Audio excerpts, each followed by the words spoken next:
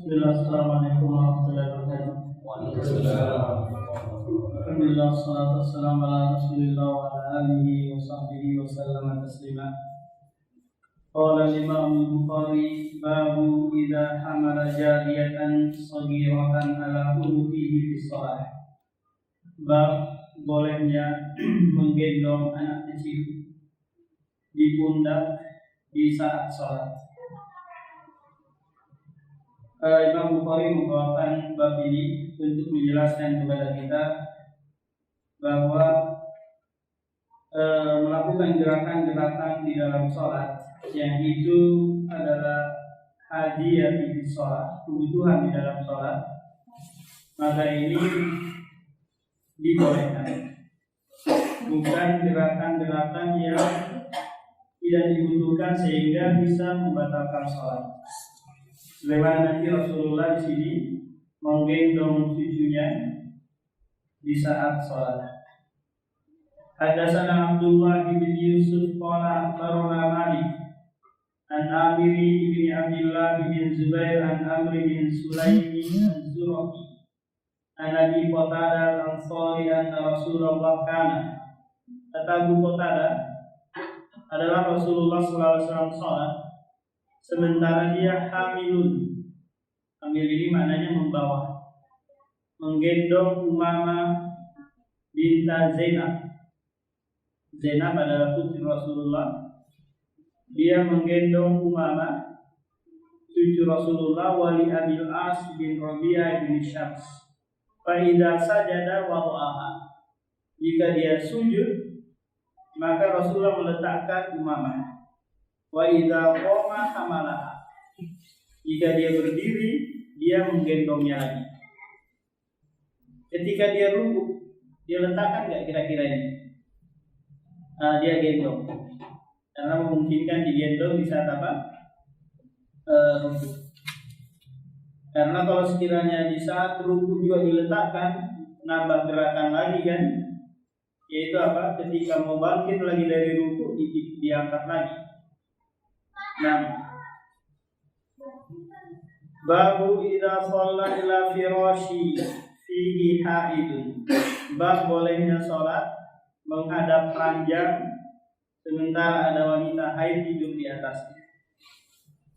Hadatsana Amr bin Zurarata qala barana Hushaimun an-Syaibani an Abdullah bin Shaddad bin al-Hadi qala akhbaratni qalati Maimunah bintul Haris qalat kana firashi iyala musallan Nabi.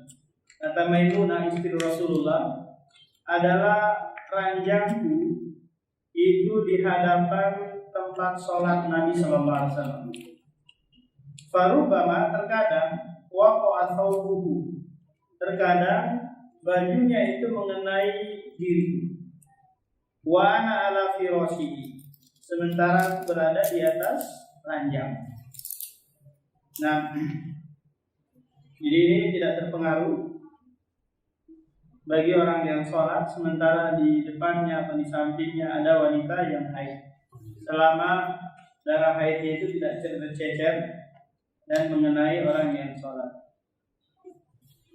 Hadatsana Abu Nu'man qala hadatsana Abdul Wahid bin Ziyad qala hadatsana Syaibani Sulaiman hadatsana Abdullah bin Shaddad qala sami'tu Maimunah taqulu kana Nabi sallallahu wa ila jambihi naimah.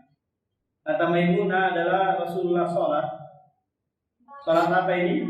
Sholat sunnah. Karena Rasulullah mengerjakan sholat sunnah di rumahnya. Wa ana ila jambi, sementara aku ada di sisinya dalam keadaan tidur. Fa idza sajada asabani thawbu. Apabila dia sujud, maka bajunya itu mengenaiku. Wa ana haidun, sementara aku dalam keadaan haid.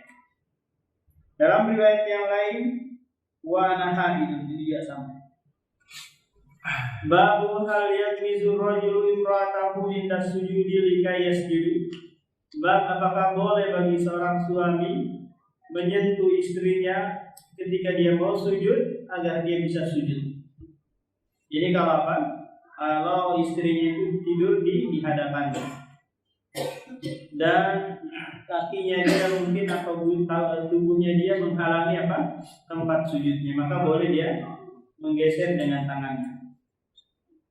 Ini juga menjelaskan bagi kita bahwa menyentuh wanita itu bukanlah pembatal wudhu. Bagaimana mazhab Syafi'i yang mengatakan bahwa lamsul mar'ah, menyentuh perempuan itu naqidul wudhu, membatalkan wudhu. Karena yang dimaksud di dalam firman Allah itu Allah masdum nisa, kalian menyentuh wanita, maknanya adalah al-jima, berjima, berhubungan dengannya. Haddatsana Amru ibnu Ali qala haddatsana Yahya qala haddatsana Ubaidullah qala haddatsana Al-Qasim an Aisyah qala bisama addaltumuna bil kalbi wal himari. Betapa, kata Aisyah, betapa buruknya kalian menyamakan kami ini perempuan-perempuan seperti anjing dan keledai. Kenapa? Karena sudah kita sebutkan pada pertemuan sebelumnya, ada hadis yang menyatakan bahwa salat seseorang itu terputus dengan apa? Lewatnya anjing, keledai dan wanita yang sudah balik. Nah, Aisyah di sini tersinggung karena disamakan dengan apa? Anjing dan dia. Laqad ra'aituni, sungguh aku telah melihat diriku sementara Rasulullah sholat dan aku tidur di hadapan dia. Fa idza arada yasjuda, jika dia ingin sujud, gomaza rijlaihi, dia menyentuh kedua kakiku. Faqabattuhuma, lalu aku apa? Tekuk kedua kakiku agar Rasulullah bisa sujud. Berarti Aisyah di sini apa? Rasa disentuh oleh Rasulullah. Kenapa Rasulullah ini menyentuh Aisyah? Karena disebutkan dalam riwayat yang lain, wal buyut yawma idzin laisa fiha masabi. Rumah-rumah pada waktu itu tidak ada lampunya, tidak ada lampu-lampu, sehingga apa? Sholat nggak tahu ternyata di depannya ada Aisyah itu. Babu al-mar'ati tatrahu anil musalli syai'an minal adha. Bab bolehnya seorang wanita menyingkirkan gangguan dari orang yang sholat. Tatkala ada orang sholat kemudian diberikan kotoran, datanglah istrinya atau anaknya membersihkan kotoran tersebut. Sebagaimana di sini kisah nanti bahwa Abu Jahal dan rombongannya memberikan kotoran unta di saat Rasulullah sujud, di atas pundaknya, di atas tekuknya. Sujud apa? Di depan Ka'bah. Dan Abu Jahal dan konco-konconya menaruh kotoran unta sambil tertawa. Dan Rasulullah nggak bisa bangkit dari apa? Dari sujudnya karena banyaknya kotoran unta yang diletakkan. Qala haddatsana Ahmad bin Ishaq as-Suramari. Qala haddatsana Ubaidullah bin Musa.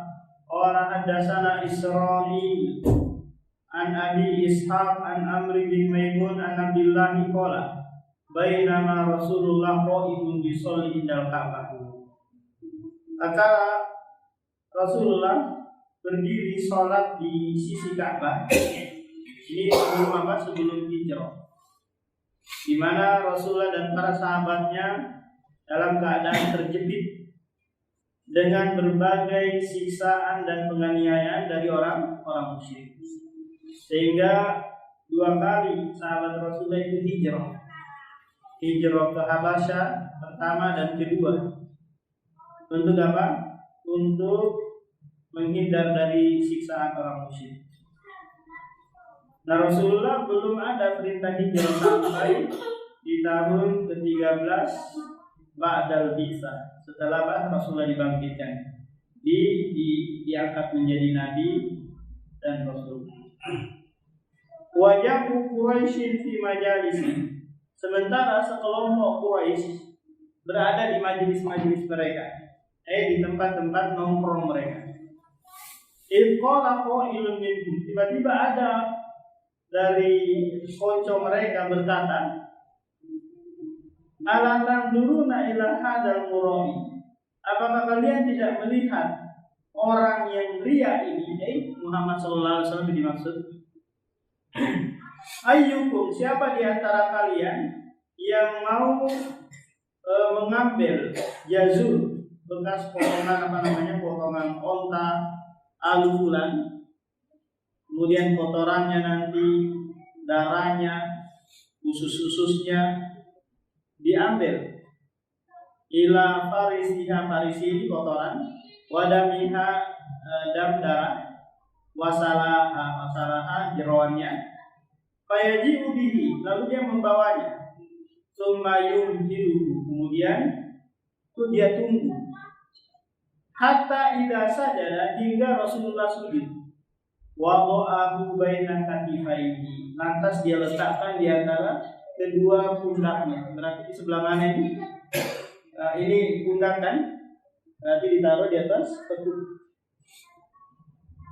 Famba'asa ashqahum, lalu bangkitlah satu orang yang paling buruk dari mereka untuk mengambil kotoran unta tadi.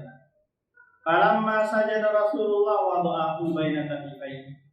Kalau Rasulullah sujud, lantas dia taruh kotoran unta di atas pundak. Inilah nanti sebabnya turun surah Al-Alaq ayat 6 sampai akhir.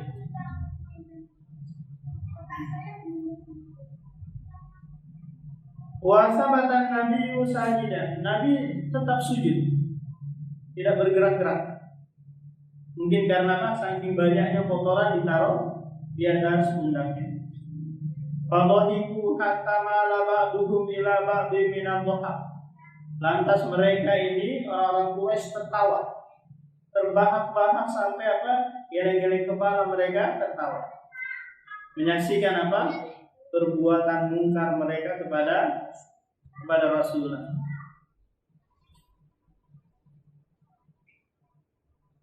Apa bunyinya di surah Al-Alaq itu? Idza shalla abdan idza shalla ara'aita in kana 'alal huda aw amaru bit taqwa ara'aita in kadzdzaba wa tawalla alam ya'lam bi anna Allah yara alla la illam yantahi lanasfa'an bin nasi. Ini ayat ini turun berkenaan dengan kisah ini, ancaman keras dari Allah Subhanahu wa taala. Fantalaqa munqalibun ila Fatimah alaiha assalam wa hiya Juwairiyah. Lantas ada anak kecil yang bernama Juwairiyah pergi menjumpai Fatimah, putri Rasulullah yang masih kecil juga, mengabarkan peristiwa ini. Wasabatan Nabi sajidan, Nabi tetap sujud ini. Hatta al-qatsu anhu, hingga Fatimah nanti yang menyingkirkan kotoran dari punggung Rasulullah. Wa akbarat alaihim, lantas menghadap orang-orang Quraisy tersebut, tasubuhum, sambil mencela mereka. Lihat beraninya Fatimah, yang dia masih kecil tapi berani melawan kemungkaran orang-orang musyrik, di antaranya Abu Jahal yang ada di situ, dicela oleh si Fatimah ini. Falamma qada Rasulullah sallallahu alaihi wasallam, akal Rasulullah selesai sholat, qala, dia berdoa, Allahumma alaika bi Quraisy, ya Allah, aku serahkan kepadamu urusan Quraisy. Kalau di dalam bahasa Arab, Allahumma ala, ini adalah doa keburukan. Allahumma la, pakai lam gitu, ini doa kebaikan. Jadi Rasulullah mendoakan keburukan bagi orang-orang Quraisy ini yang menganiaya Rasulullah dan sahabatnya. Allahumma alaika bi Quraisyin, Allahumma alaika bi Quraisyin. 3 kali secara umum, kemudian setelah itu dia sebutkan nama-namanya yang dia lihat, yang menaruh kotoran di atas punggungnya. Allahumma alaika bi Amri bin Hisham wa Utbah bin Rabi'ah. Amr bin Hisham ini Abu Jahal. Abu Jahal. Wa Syaibah bin Rabi'ah wal Walid bin Utbah wa Umayyah bin Khalaf. Umayyah bin Khalaf ini yang menyiksa Bilal. Akala dia ketahuan masuk Islam. Sementara Bilal adalah budak Umayyah bin Khalaf. Wa Uqbah ibni Abi Mu'aid wa Umarah ibn Walid. Berapa orang ini? 1, 2, 3, 4, 5, 6, 7 orang. Kemudian berkata Abdullah, fa wallahi laqad ra'aituhum sar'a. Demi Allah, kata Abdullah yang meriwayatkan hadis ini, aku melihat orang-orang yang disebut namanya oleh Nabi ini sar'a, terbantai di perang Badar. Summa suhibu ila qawmi. Kemudian mereka 3 orang ini ditarik ke tengah-tengah lembah Badar. Summa qala Rasulullah wa utba'u ashabul qalibila. Kemudian Rasulullah menyertakan laknat atas mereka ini. Jadi doa Rasulullah terkabulkan. Mereka terbantai seluruhnya di perang Badar, dibantai oleh kaum muslimin. Kitabul Mawaqitus Shalah. Imam Bukhari kemudian membawakan pembahasan tentang mawaqitus shalah, waktu-waktu sholat. Jadi Allah dan Rasulnya membuat aturan waktu-waktu sholat agar apa? Agar kaum muslimin sholatnya teratur. Yang dulu waktu sholat itu pertama kali disyariatkan berapa? 50 kali. Coba bayangkan Pak, 50 kali. Kalau dalam sehari semalam itu 24 jam, berarti berapa itu? Setiap setengah jam ya kita sholat ya. Nah, setiap setengah jam sholat. Itu satu waktu. Sementara kita ini 5 waktu saja sudah 17 rakaat kan? Gimana lagi 50 waktu. Tapi berkat usulan Musa alaihi salam, akhirnya apa? Diminta keringanan sehingga jadilah 5 waktu sehari semalam. Nah, waktu-waktu yang telah ditentukan ini berdasarkan perputaran matahari. Kalau penentuan bulan itu berdasarkan apa? Bulan. Kalau waktu sholat matahari, yaitu apa? Matahari tergelincir ke barat. Tanda tergelincirnya ini kan cahaya ya. Ini cahaya. Ketika barat ke sini, maka nanti matahari bayang-bayangan ada di sini. Jadi ada sedikit bayang-bayangan, maka itu bukti matahari tergelincir. Nah, kalau sekiranya belum ada bayang-bayangan benda, maka nanti berarti matahari pas di atas benda tersebut. Ini dilarang sholat di waktu ini. Jadi kalau ada sedikit bayang-bayangan, maka itu apa? Waktu duhur. Sampai kapan nanti waktu duhur ini? Sampai bayangan benda ini sama panjangnya. Kalau panjangnya ini 1 meter, berarti bayangannya juga 1 meter. Kalau lebih sedikit daripada benda ini, maka masuklah waktu asar. Sampai kapan? Masuk waktu asar sampai bayangan benda ini 2 kali lipat panjangnya.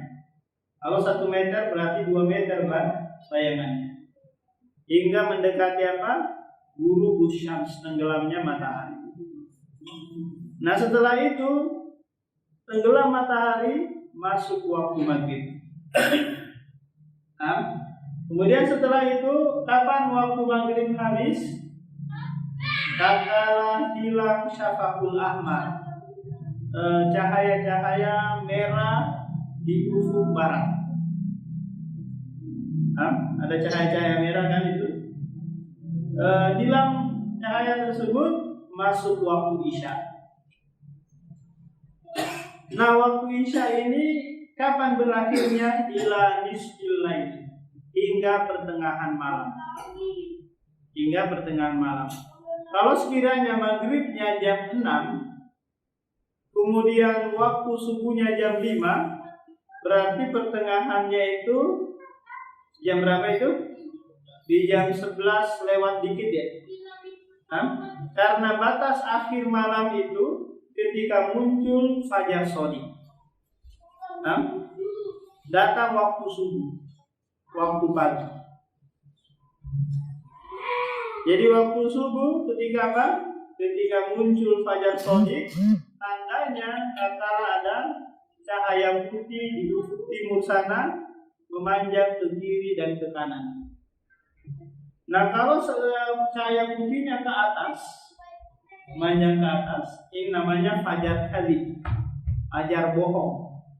Karena setelah cahaya putih itu gelap lagi, gelap lagi.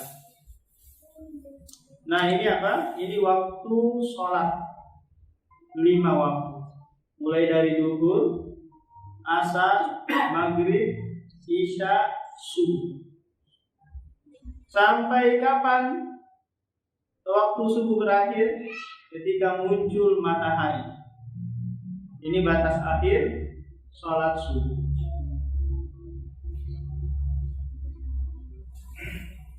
Nah, pernah ngecek ini Pak Iman? Pernah ngecek waktu gini? Oke, itu aja ya. Jadi orang dulu tidak ada pakai jam seperti ini, semuanya pakai apa? Patokan matahari. Atas gimana Ustaz kalau saya tinggal di daerah yang nggak ada muncul matahari, berbulan-bulan nggak ada matahari muncul, mataharinya hilang entah kemana.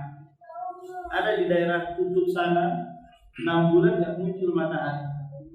Bagaimana menentukan waktu sholat? Lihat negara tetangga. Kalau negara tetangganya muncul matahari di sana, ambil patokan waktunya dari sana. Oh, kalau di negara tetangga juga nggak ada, cari lagi. Pokoknya yang ada mataharinya sana, itulah jadi patokannya. Jadi waktu sholat ini tidak akan berubah selama-lamanya. Kenapa? Jam itu kadang berubah ininya, kadang berkurang, kadang bertambah. Kenapa kira-kira? Apakah mengikuti ini cuaca? Mengikuti ya? Atau mengikuti setelan? Matahari juga, otomatis gitu. Ini apa namanya? Karena jam itu tidak bisa berubah. Sementara fajar balik, matahari itu berubah. Ada perubahannya. Iya. Kalau di negara yang ada musim panas, ada musim dingin, maka nanti musim dingin itu malamnya lama, siangnya cepat. Kalau musim panas, siangnya lama, malamnya cepat. Terbalik. Jadi puasa itu pasti musim panas kalau di Arab. Sehingga kadang puasa kok lama betul ini bukanya. Ada 18 jam puasanya, kadang 20 jam. Tapi kata santri-santri di sana, kita menghadapi semua itu dengan 3 jam saja. Gimana caranya ini? Iya, mulai dari pagi tidur sampai jam 11. Sholat sebentar, lanjut lagi tidur. Kemudian setelah itu habis asar, barulah beraktivitas persiapan mau buka. Jadi menikmati tidur di saat puasa. Bahwa tidurnya orang yang berpuasa itu ibadah. Ya Pak Iman? Bau tak? Kebanyakan tidur bau. Nah, kemudian nanti malam harinya hidup, kelelawar gitu, malam baru apa? Baru aktivitas sampai subuh. Maka nanti balas dendamnya di pagi hari lagi gitu. Nah, itu kata santri-santri di sana. Jadi puasa di sana hanya 3 jam. Babu mawaqitus sholati wa fadli. Bab waktu-waktu salat dan keutamaannya. Wa qawlihi inna sholata kanat 'alal mu'minina kitaban mawquta. Kata Allah, sesungguhnya salat itu telah ditentukan waktunya bagi orang-orang yang beriman. Tidak boleh diselisihi karena Allah yang mengaturnya sendiri. Allah hanya menyebutkan secara global, tidak memperincikan. Aqimis sholata liduluki syamsi. Tegakkanlah sholat ketika muncul fajar shadiq. Nah, dijelaskan terperinci lagi oleh Rasulullah berkat pengajaran Jibril alaihi salam. Hadatsana Abdullah bin Maslamah qala qara'tu ala Malik an ibn Shihab anna Umar ibn Abdul Aziz akhara as-salata yawman. Fadakhala alaihi Urwa ibn Zubair fa akhbarahu anna al-Mughirah bin Syu'bah akhara as-salata yawman wa huwa bil Iraq. Fadakhala alaihi Abu Mas'ud al-Ansar faqala hadza ma hadza ya Mughirah. Jadi anna Umar bin Abdul Aziz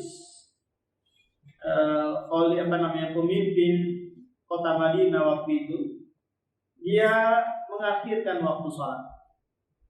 Lantas Urwa bin Zubair menjumpainya.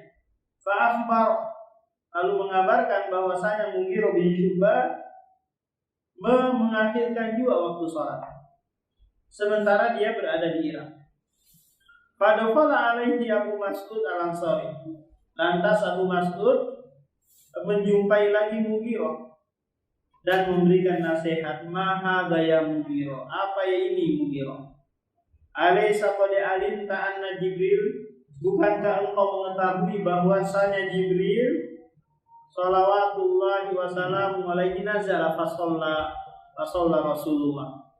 Bukankah engkau mengetahui bahwa Jibril datang mengajari waktu sholat kepada Rasulullah?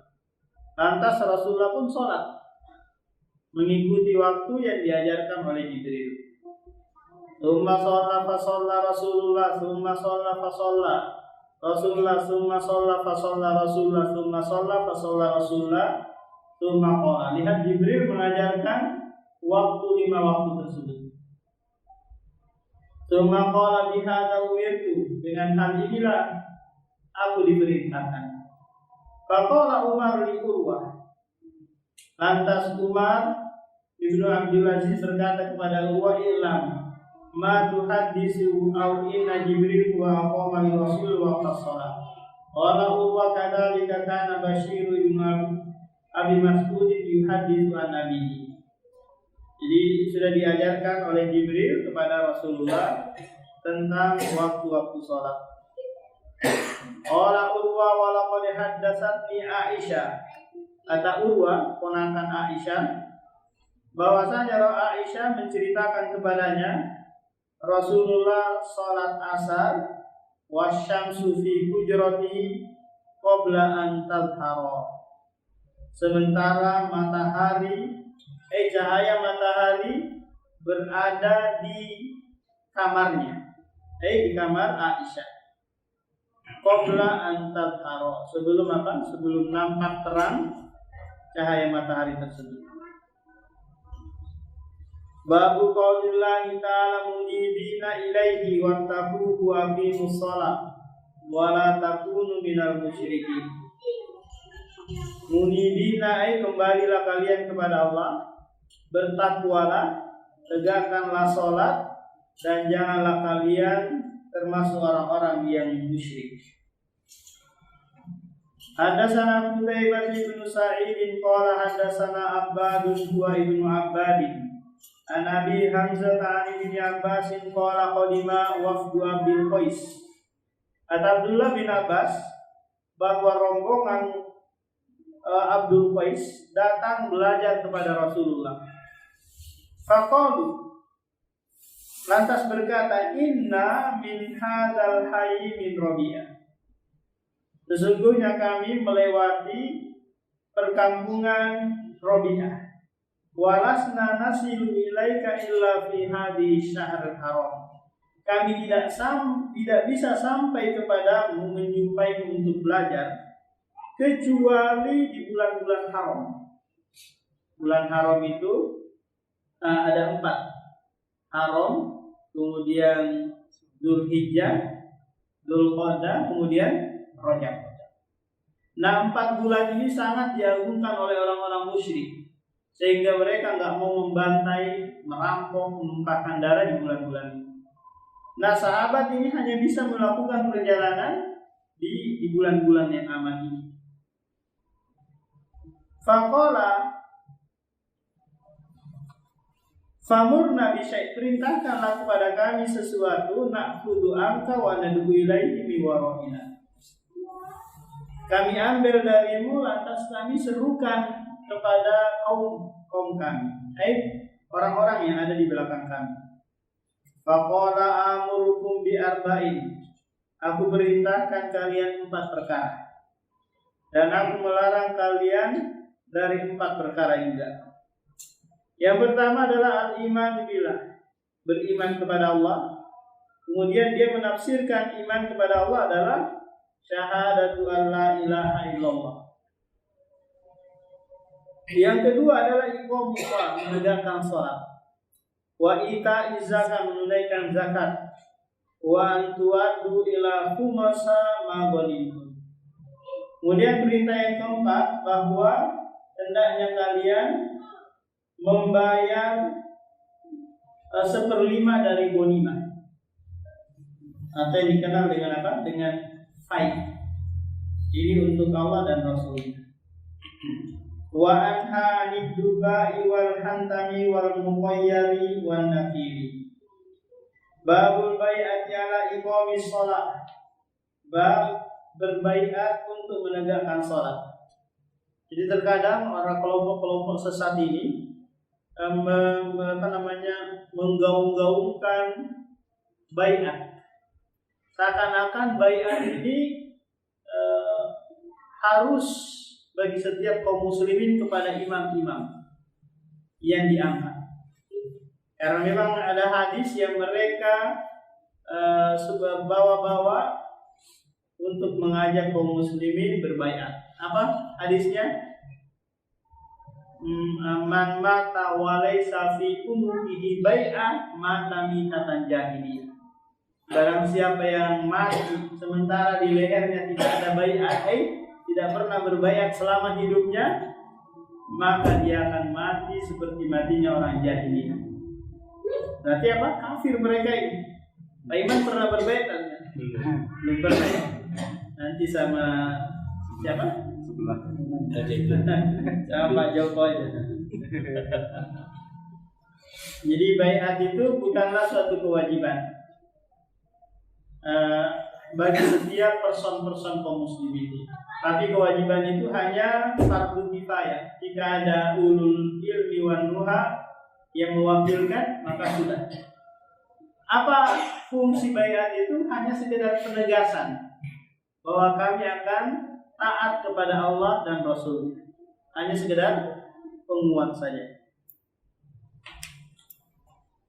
Haddatsana Muhammad ibn Musanna qala haddatsana Yahya qala haddatsana Ismail qala haddatsana Qais an Jarir bin Abdullah qala bay'atu Rasulullah ala iqamis shalah. Aku berbaiat kepada Rasulullah untuk menegakkan salat, menunaikan zakat, dan menasihati setiap kaum muslimin. Nah, demikian kita lanjutkan lagi pada pertemuan berikutnya. Saya bertanya kan? Ada enggak waktu-waktu dilarangnya orang mendirikan sholat? Terus yang kedua, waktu Rasulullah menggendong cucunya itu di sholat sunnah atau sholat fardu? Ya. Jadi waktu-waktu yang dilarang itu ada 3 waktu yang disebutkan di dalam hadis. Ketika matahari di atas kepala. Yang kedua setelah waktu subuh. Yang ketiga setelah waktu asar. Ada lagi waktu yang lain pas pas matahari sudah mulai muncul. Ya, mulai muncul, pas mulai munculnya itu. Sebelum syuruk, belum naik sempurna. Nah, ini waktu-waktu dilarang, tapi larangan ini mengarah kepada sholat selain zawatus sabab. Ketika sholat tersebut ada sebabnya, maka tidak masuk dalam waktu-waktu larang. Contoh kita masuk ke masjid, ada tahiyatul masjid kan? Kita ada sholat gerhana karena ada sebabnya. Sholat jenazah, maka tidak masuk di waktu-waktu larang. Jadi yang dilarang itu adalah sholat-sholat yang seperti rawatib, ba'diyah dan qobliyah, atau sholat sunnah mutlak. Nah, ini masuk di dalamnya. Kemudian yang kedua tentang tadi Rasulullah menggendong Umamah. Ini di sholat wajib. Di sholat wajib. Karena Rasulullah itu hampir jarang, tapi ini pernah ya. Tapi mimba bin ta'lim saja. Sholat berjamaah, sholat sunnah. Di sini kan dia berjamaah kan, tapi kebiasaannya itu apa? Sholat wajib berjamaah. Adapun dia sholat berjamaah tapi sholat sunnah itu hanya sekedar taklim, mengajarkan sahabat, tidak dirutinitaskan. Nah demikian, subhanallah wa bihamdihi,